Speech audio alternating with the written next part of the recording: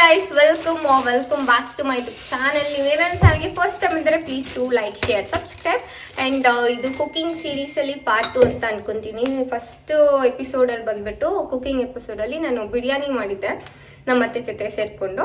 So ಇವಾಗ ನಮ್ಮ ಅಣ್ಣ ನನಗೆ ಹೆಲ್ಪ್ ಮಾಡ್ತಾ ಇದ್ದಾನೋ ನಾನು ಅವ್ನಿಗೆ ಹೆಲ್ಪ್ ಮಾಡ್ತಾ ಇದ್ದೀನೋ ಅವನೇ ಮಾಡೋದು. ಆ್ಯಕ್ಚುಲಿ ನಾನು ಅವನಿಗೆ ಸ್ವಲ್ಪ ಹೆಲ್ಪ್ ಮಾಡ್ತೀನಿ.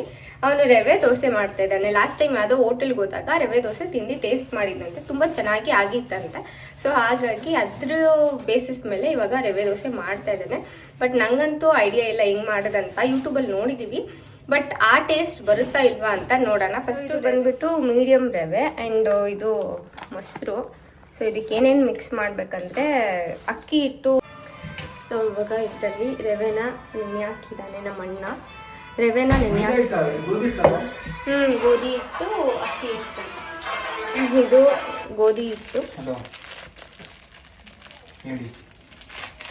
ಈ ಗೋಧಿ ಹಿಟ್ಟು ಎಷ್ಟು ಕನ್ಸಿಸ್ಟೆನ್ಸಿ ಎಲ್ಲ ಎಷ್ಟು ಕ್ವಾಂಟಿಟಿ ಹಾಕೋಬೇಕು?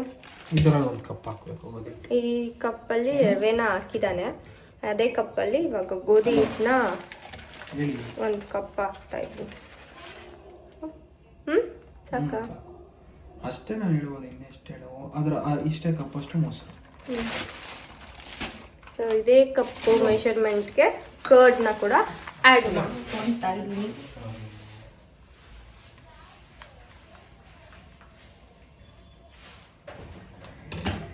ಸೊ ಇದು ಹೆರಿಟೇಜ್ ಕರ್ಡ್,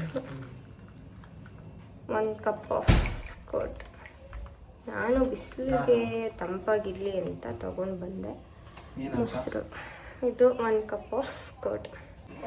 ಇಷ್ಟು ಉಪ್ಪು ಹಾಕಬೇಕಾಗ್ತದೆ. ಇಷ್ಟು ಅದೇನೋ ಉಪ್ಪು ತಿರುಗಿಸೋಣ. ಇದು ಅಲ್ಲ ಅಣ್ಣ, ಇದು ಬಂದ್ಬಿಟ್ಟು ಗೋಧಿ ಎಲ್ಲ ಇದೆಯಲ್ಲ ಉಂಡುಂಡೆ ಕಟ್ಬಿಡುತ್ತೆ ಗೋಧಿ ಹಿಟ್ಟಲ್ಲಿ. ಸರಿ, ಇವಾಗ ಇದು 3 ಗೋಧಿ ಹಿಟ್ಟು, ರವೆ ಮತ್ತೆ ಮೊಸರು ಹಾಕಿದೀನಿ. ಇದಕ್ಕೆ ಇದು ತಿರುಗಿಸ್ಬೇಕು. ಇದನ್ನ ಹಿಂಗೆ ತಿರುಗಿಸ್ಕೋಬೇಕು. ನಂಗೆ ಗೊತ್ತಿರಂಗೆ ಇದು ಗೋಧಿ ಹಿಟ್ಟಲ್ವಾ, ಉಂಡೆ ಆಗ್ಬಿಡುತ್ತೆ ಅಂತ ಅನ್ಕೊಂತಾ ಇದೀನಿ.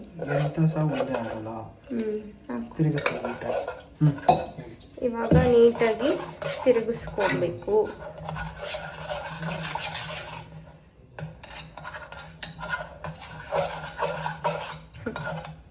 ಲಾಸ್ಟ್ ಟೈಮ್ ಇದೇ ಥರ ನಮ್ಮ ಅಣ್ಣ ಮಾಡಿದಾಗ ನಮ್ಮಪ್ಪ ತೊಗೊಂಡೋಗಿ ಪಕ್ಕದ ಸೈಟಲ್ಲಿ ಉಯ್ಬಿಟ್ಟಿದ್ರಂತೆ. ಅದಕ್ಕೆ ಟೊಮೆಟೊ ಕೂಡ ಹಾಕಿದ್ವಿ ಅಂತನೋ. ಸೊ ಅದನ್ನು ತೊಗೊಂಡೋಗಿ ನಮ್ಮಪ್ಪ ಪಕ್ಕದ ಸೈಟಲ್ಲಿ ಉಯ್ದುಬಿಟ್ಟಿದ್ರು. ಪಾಪ ಕಷ್ಟಪಟ್ಟು ಮಾಡಿದ್ದಿದ್ರೆ. ಇವಾಗೂ ಮಾಡ್ತಾಯಿದ್ದೀವಿ, ನೋಡಬೇಕು ಹೆಂಗೆ ಆಗುತ್ತೆ ಅಂತ. ಇದು ಆಲೂಗೆಡ್ಡೆ ಪಲ್ಯ, ರವೆ ದೋಸೆಗೆ combination.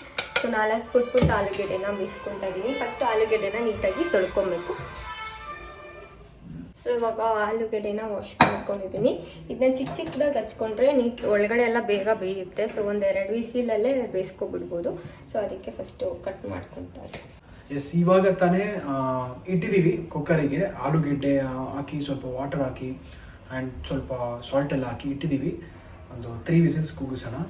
And you know one of the amazing part, ಇವತ್ತು ಕುಕ್ ಮಾಡ್ತಿರೋದು ನಾನು, ಲಾವಣ್ಯ ಅಲ್ಲ.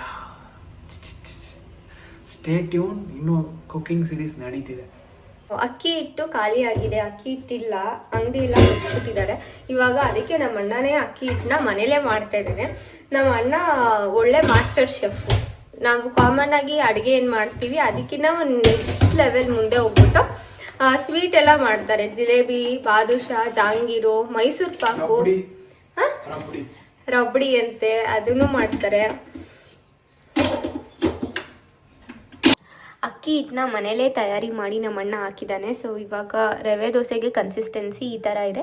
ಸೊ ಇವಾಗ ಇದಕ್ಕೆ ಆನಿಯನ್ನು ಮತ್ತು ಹಸಿಮೆಣಸಿನ. ರವೆ ದೋಸೆಗೆ ಬ್ಯಾಟರು ರೆಡಿ ಇದೆ. ಆ ಬ್ಯಾಟರು ಅದೇ ಕನ್ಸಿಸ್ಟೆನ್ಸಿಲಿ ಅದು ಸೆಟಲ್ ಆಗಬೇಕು ಸ್ವಲ್ಪ ಅಂತ ಹೇಳ್ಬಿಟ್ಟು, ಸೆಟ್ ಆಗಬೇಕಂತ ಒಂದು 15 to 20 ಮಿನಿಟ್ಸ್ನ ಅದು ಹಂಗೆ ಬಿಟ್ಬಿಟ್ಟು, ಇವಾಗ ಅಷ್ಟೊತ್ತಿಗೆ ಆಲೂಗೆಡ್ಡೆ ಬೆಂದಿದೆ ಕುಕ್ಕರಲ್ಲಿ.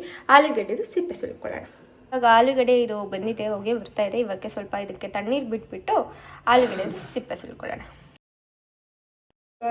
ಸ್ವಲ್ಪ ಆನಿಯನ್ ಆ್ಯಂಡ್ ಆಲೂಗೆಡ್ಡೆ ಇದೆ. ಇವಾಗ ಒಂಚೂರು ಹಸಿಮೆಣ್ಸಿನ್ಕಾಯಿ ಹಚ್ಕೊಂಡು ಇದನ್ನು ಆಲೂಗೆಡ್ಡೆ ಪಲ್ಯ ಎಣ್ಣೆ ಮತ್ತು ಸ್ವಲ್ಪ ಎಣ್ಣೆಗೆ ಜೀರಿಗೆ ಆ್ಯಂಡ್ ನೆಕ್ಸ್ಟು ಹಸಿಮೆಣ್ಸಿನ್ಕಾಯಿ ಜೀರಿಗೆ ಸ್ವಲ್ಪ ಗೋಲ್ಡನ್ ಬ್ರೌನ್ ಆದಮೇಲೆ ಹಸಿಮೆಣ್ಸಿನ್ಕಾಯಿ ಮತ್ತು ಈರುಳ್ಳಿ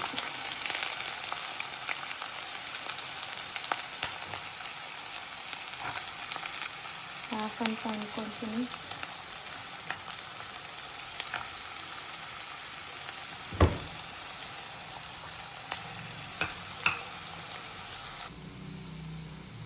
ಒಂದು ಕಡೆ ಪಲ್ಯ ಆಗೋಷ್ಟೊತ್ತಿಗೆ ಇದು ಬಂದು ರವೆ ದೋಸೆಗೆ ಅರ್ಧ ಈರುಳ್ಳಿ ಇದೆ ಸಾಕು ಅಂದ್ಕೊತೀನಿ.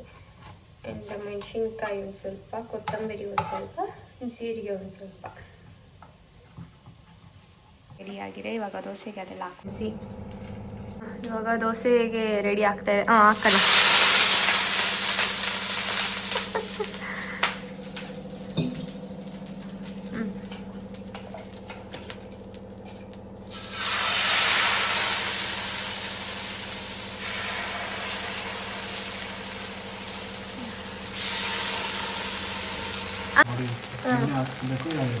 ರವೆ ದೋಸೆಗೆ 2-3 ಸೌಟು ಯೂಶ್ವಲಿ ಎಣ್ಣೆ ಎಷ್ಟು ಹಾಕ್ತೀವಿ 1 ಸ್ಪೂನು, ಅದಕ್ಕಿಂತ 2 ಅಥವಾ 3 ಕ್ವಾಂಟಿಟಿ ಜಾಸ್ತಿ ಹಾಕ್ಬೇಕಂತೆ, ಇಲ್ಲ ಅಂತಂದರೆ ದೋಸೆ ಎದ್ದೇಳಲ್ವಂತೆ.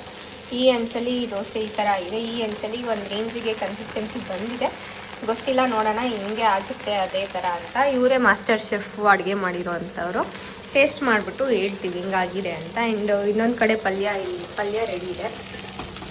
ಇದು ಪಲ್ಯ ಆ್ಯಂಡ್ ಇಲ್ಲಿ ಬಂದರೆ ಇದು ಚಟ್ನಿ. ಸ್ವಲ್ಪ ಎಲ್ಲ ಕ್ಲೀನ್ ಮಾಡಬೇಕು, ಸ್ವಲ್ಪ ಗಲೀಜಾಗಿದೆ. ಕ್ಲೀನ್ ಮಾಡಿದ್ಮೇಲೆ ಮತ್ತೆ ಲಾಸ್ಟಲ್ಲಿ ತೋರಿಸ್ತೀನಿ. ಸೊ ಕೊನೆಗೆ ನಮ್ಮದು ಊಟದ ತಟ್ಟೆ ಈ ಥರ ಇತ್ತು. ಆ್ಯಂಡ್ ದೋಸೆ ಸ್ವಲ್ಪ ಇದ್ದೋಳಿಲ್ಲ, ಬಟ್ ಅದನ್ನು ಬಿಟ್ಟರೆ ಇನ್ನೆಲ್ಲ ಚೆನ್ನಾಗಿತ್ತು. ಆ್ಯಂಡ್ ಮನೇಲೇ ಇದ್ವಿ, ಸಂಡೇ ಬೇರೆ, ಸೊ ಕೆಲಸ ಏನೂ ಇರಲಿಲ್ಲ. ಸೊ ಹಾಗಾಗಿ ಆಚೆ ಹೋಗೋಣ, ಸ್ವಲ್ಪ ಹೊತ್ತು ಸುತ್ತಾಡ್ಕೊಂಡು ಬರೋಣ ಅಂತ ಹೊರಟ್ವಿ. ರೀಸೆಂಟಾಗಿ ನಮ್ಮ ಮನೆ ಹತ್ರ ಒಂದು ಫುಡ್ ಸ್ಟ್ರೀಟ್ ಓಪನ್ ಆಗಿತ್ತು.